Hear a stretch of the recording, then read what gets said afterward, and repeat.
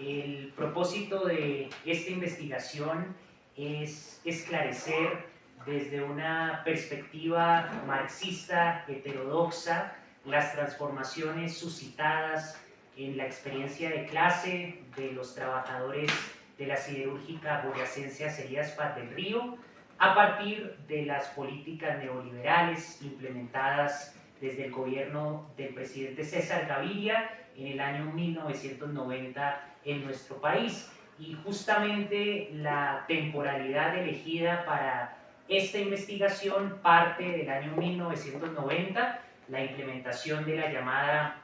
Revolución Pacífica, el nombre que le da el presidente César Gaviria a las transformaciones neoliberales, desde la flexibilización laboral hasta la privatización y la apertura económica al mercado mundial. Finaliza esta temporalidad en el año 2007, año en el que un capital brasileño, Votorantim, adquiere más del 51% de las acciones de Acerías Paz del Río.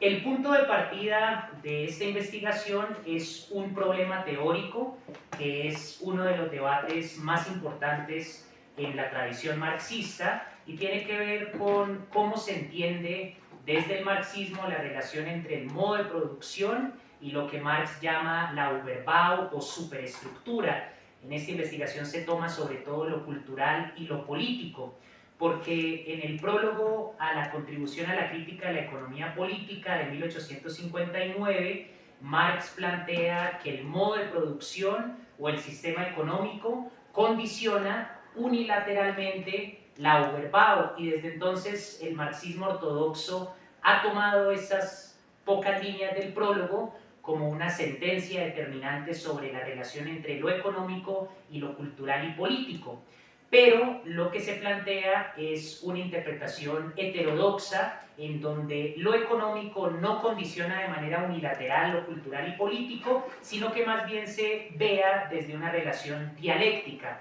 Y es curioso que en el mismo prólogo de 1859 el propio Marx inicia señalando un proyecto de estudio de la economía política que parte del capital, pasa por la propiedad de la tierra, va al trabajo asalariado, pasa por el Estado y termina con el mercado mundial, mostrando en ese proyecto que su concepción de lo económico, de lo cultural, es más articulada y más en una totalidad que como esferas completamente separadas y vistas desde un reduccionismo economicista. Desde esta perspectiva del marxismo heterodoxo se quiere reivindicar análisis contemporáneos, particularmente de un geógrafo, también historiador, antropólogo, David Harvey, que ha escrito extensamente sobre diferentes asuntos del capitalismo contemporáneo. Particularmente tiene una breve historia sobre el neoliberalismo y un libro acerca del fenómeno de las crisis del capital.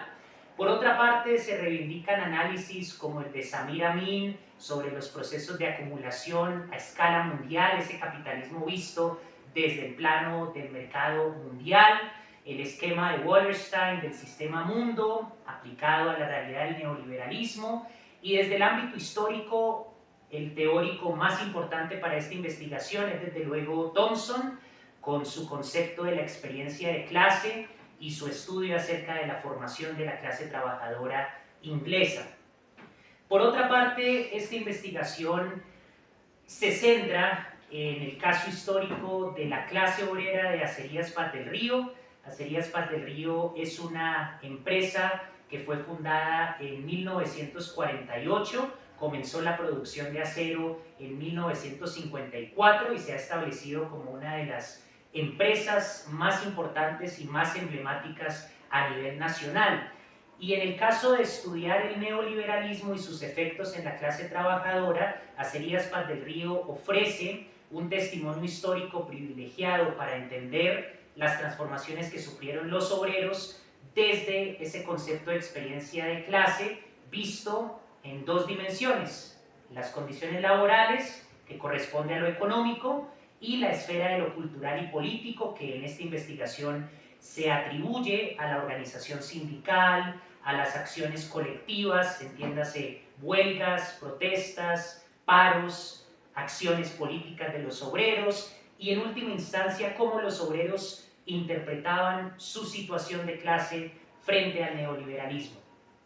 Por otra parte, Acerías Paz del Río entra en crisis en el año 1994.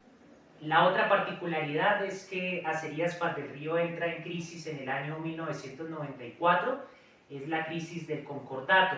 y es la primera crisis a gran escala de una siderúrgica histórica de gran relevancia a nivel nacional, fruto directamente de las políticas neoliberales que para ese momento se acababan de implementar formalmente en el año 1990, es decir, 4 años después, Acerías Paz del Río entra en crisis, y en el contexto de esa crisis los obreros de Acerías hacen una huelga que permite ver una de las primeras reacciones de la clase obrera colombiana al modelo neoliberal, las políticas de flexibilización que presentó César Gaviria en el ámbito laboral. Por otra parte,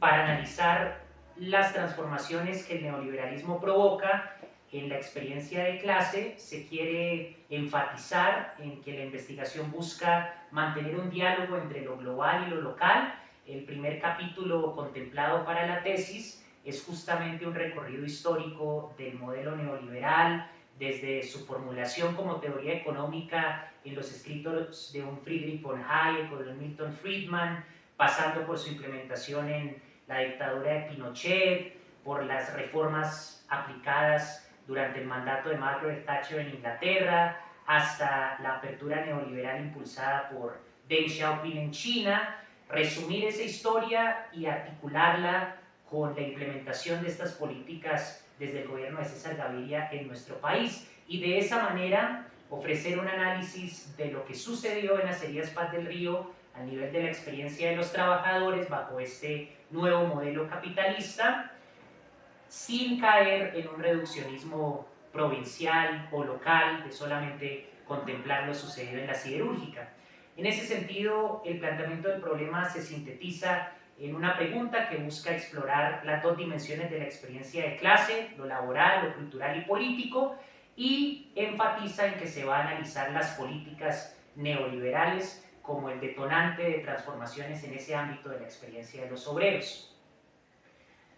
Con relación al marco teórico, la investigación se centra en 4 categorías. La primera es el neoliberalismo. El neoliberalismo se va a entender a la luz de la teoría de las crisis periódicas del capitalismo, primeramente. Ya en 1848, Marx y Engels, en el manifiesto del Partido Comunista, utilizan una metáfora, y es la de un mago que conjura fuerzas infernales que se le salen de control, y ilustran el capitalismo con la figura de ese mago. El capitalismo produce hasta desencadenar crisis, sean de superproducción, sea de inflación o sea de especulación. Pero el punto es que, como ese mago que pierde el control de las fuerzas que conjura, el capitalismo es un sistema que entra periódicamente en crisis económicas. Justamente al finalizar la década de los años 70, el capitalismo del intervencionismo estatal que proliferó después de la Segunda Guerra Mundial, regido por principios keynesianos, entra en crisis, y el neoliberalismo surge entonces como una respuesta frente a la crisis de finales de la década de los años 70. Surge como respuesta porque el capitalismo tiene que adaptarse cuando sufre una crisis y encontrar la forma de movilizar esos flujos de capital que se han estancado, y para eso es muy importante tener en cuenta la metáfora que utiliza David Harvey en El enigma del capital y las crisis del capitalismo, de entender el flujo del capital a nivel mundial como el flujo de la circulación de sangre en el cuerpo humano. Cuando deja de la sangre irrigar los órganos y tejidos, estos comienzan a morir. Lo mismo sucede con el sistema económico. El neoliberalismo entonces promueve una serie de transformaciones que van desde desregular la economía, desregularla del intervencionismo estatal, darle autonomía y poder a los capitales privados, promover la flexibilización laboral, que es un conjunto de políticas que transforman desde las condiciones contractuales, la remuneración salarial, el acceso a la seguridad social, y debilitan directamente los sindicatos, como por ejemplo las acciones que llevó a cabo Margaret Thatcher en Inglaterra contra el sindicato del carbón, solamente para citar un ejemplo. Y estas transformaciones económicas responden a un proyecto altamente hegemónico, político, económico e ideológico. Sobre la base de esas modificaciones económicas, el neoliberalismo plantea una serie de imaginarios, una serie de ideologías, y ahí se puede ver esa relación dialéctica entre lo económico, lo cultural y lo político. Entonces, este primer elemento se va a analizar en la tesis a partir de una mirada marxista contemporánea, haciendo alusión a lo que un economista de origen pakistaní, Anwar Shaikh, llama el capitalismo realmente existente. El segundo eje es la clase trabajadora, y aquí predominantemente se tomará el análisis de Thompson, entender que la clase trabajadora no está condicionada en el ámbito cultural y político por su situación económica, es decir, podemos encontrar una clase obrera objetivamente precarizada, explotada en una situación material precaria, pero sus formas de representar esa situación, su compromiso político, su conciencia de clase, no se sigue necesariamente. Puede haber una clase que en esas condiciones económicas tenga un imaginario político reaccionario o de defensa del sistema que está causando esas penurias económicas. Es lo que Marx llamaba la diferencia entre la clase en sí y la clase para sí. Entonces acá la figura fundamental es Thompson para esta categoría de la clase trabajadora. El tercer eje tiene que ver con la experiencia de clase de los obreros, y lo importante a resaltar es la doble dimensión laboral y cultural y política. Es decir, se va a analizar la relación entre el capital y el trabajo asalariado desde la perspectiva de la teoría del valor de Marx, y por otra parte se va desde la historia oral, haciendo entrevistas, indagando en la experiencia, testimonios y memoria de los obreros de la época, cómo ellos representaron desde el sindicato, desde las acciones políticas, desde sus posturas como clase trabajadora, dentro y fuera del sindicato, esa experiencia del neoliberalismo. Por último, tengo la pauperización progresiva, que es un concepto que hay que aclarar que Marx no lo plantea directamente, más bien hace parte de los debates del llamado revisionismo del marxismo en la Segunda Internacional con Kautsky, Bernstein y Lenin. Bernstein asegura que la pauperización progresiva no se da, sino que el capitalismo tiende a mejorar las condiciones de los trabajadores. Kautsky propone la pauperización relativa y absoluta, y Lenin propone la pauperización progresiva. Pero lo que me interesa es resaltar cómo Marx entiende este proceso de empobrecimiento de las condiciones de los obreros, sin llamarla directamente pauperización progresiva, pero aquí incluye un fragmento del Capital bastante extenso en donde Marx conecta el proceso de acumulación de plusvalía y el ciclo del capital con un proceso en donde se acumula riqueza en un polo y en el otro, en el de la clase trabajadora, no solamente un empobrecimiento puramente económico, sino que también ve el empobrecimiento en un sentido espiritual, diríamos hoy psicológico, moral.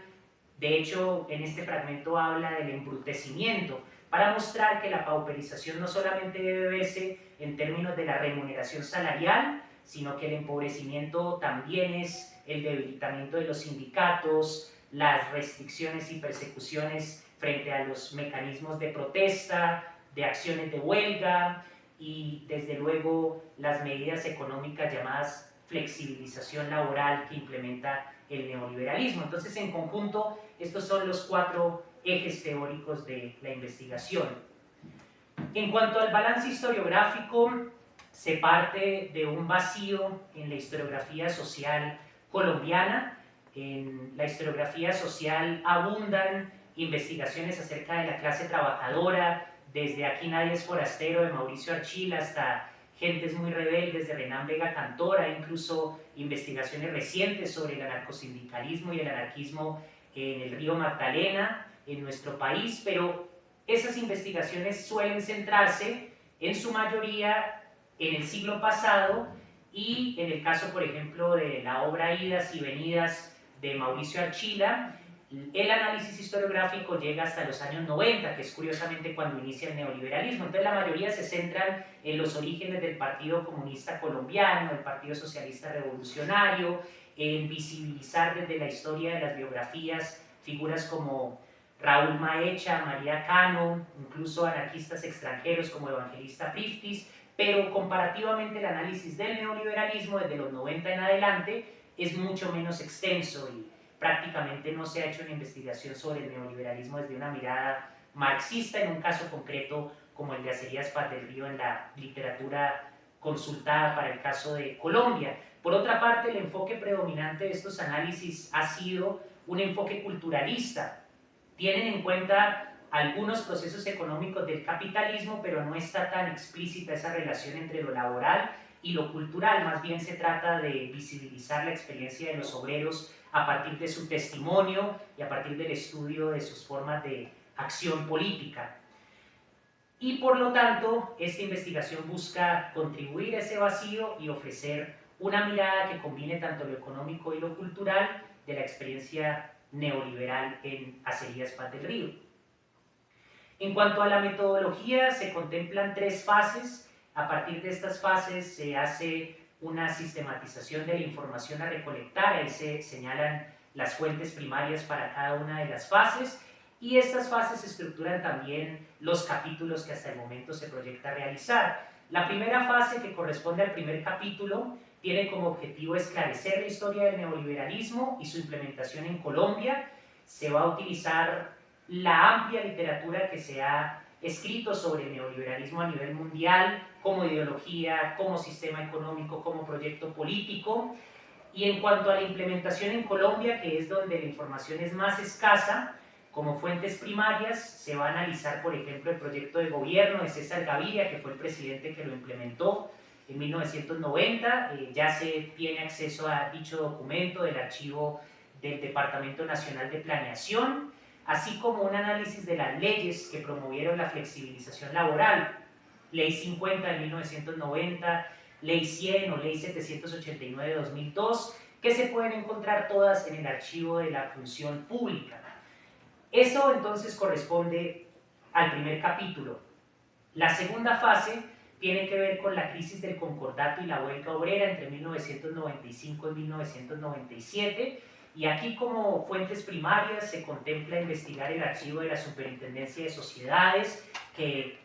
contiene información sobre el acuerdo del concordato, que es la crisis que casi quiebra la siderúrgica Acerías Paz del Río, y contiene información de carácter económico sobre la producción y otros aspectos de la empresa en ese momento. También el Archivo General de la Nación desde el punto de vista del Ministerio del Trabajo, recortes periodísticos. Fueron varios los periódicos que cubrieron directamente la noticia de la crisis concordataria y de la huelga obrera en ese momento. Y por otra parte, las entrevistas a líderes sindicales y obreros que participaron en esos acontecimientos. Hasta el momento se cuenta con los periódicos, con una entrevista al presidente del sindicato, Fernando Bayona, que fue líder del sindicato en esa época, y el contacto de varios obreros que están dispuestos a dar su testimonio sobre ese momento histórico. Por último, la tercera fase metodológica se refiere a la experiencia obrera, primero lo laboral y después lo cultural, político e identitario. Para lo laboral se contempla analizar las condiciones de contratación de los obreros, cómo las políticas neoliberales cambian la naturaleza de los contratos laborales, porque se promueve dentro de la flexibilización laboral algo que se llama la tercerización contractual. Entonces se trata de buscar en las fuentes primarias cómo se dio ese proceso para los contratos. ¿Qué cambios sufrieron los obreros en cuanto a la remuneración salarial? ¿Aumentó o disminuyó el salario? La teoría marxista al respecto asegura que bajo el neoliberalismo hay una mayor producción de plusvalía relativa. Si bien en esta investigación no se trata de hacer los cálculos matemáticos de la plusvalía, sí se quiere aportar información histórica sobre la situación salarial, aumentó, disminuyó, lo mismo con respecto a la duración de la jornada laboral y al acceso de la seguridad social, tratando de evidenciar el impacto, por ejemplo, en los procesos de privatización. Acá se señalan las fuentes que se van a consultar para sustentar este primer ámbito de lo laboral que haría parte del cuarto capítulo. Por otra parte, para lo identitario, las acciones colectivas, la actividad del sindicato, las representaciones y posiciones políticas de los trabajadores, principalmente se hará una labor de entrevista, una labor de investigar el informativo de Sintrapaz del Río, que es el nombre del sindicato, un sindicato que curiosamente se formó 8 años antes de que la empresa empezara a producir, con base en una investigación que es de las pocas que se ha hecho al respecto, del doctor Carlos Plazas a propósito de la historia de Sintrapaz del Río, sus orientaciones políticas, incluso el ámbito religioso de los obreros dentro del sindicato. Entonces, metodológicamente esas son las fases y la relación con los capítulos que se proyectan. En ese sentido, estos son los capítulos. El último capítulo implicaría una síntesis de lo que se ha planteado desde la historia del neoliberalismo, cómo se aplica en Colombia y el análisis que se haga de las condiciones laborales, de lo cultural y político para determinar en qué medida, bajo qué mecanismos, en qué grado el modelo neoliberal promulgó un proceso de pauperización en la experiencia de los trabajadores de la siderúrgica. Entonces yo dejo hasta ahí la presentación y les agradezco mucho por su tiempo. Bueno, pues nada, Nicolás, muchas gracias y pues a continuación les damos la palabra a los profes. Entonces, profesor Manuel Álvaro,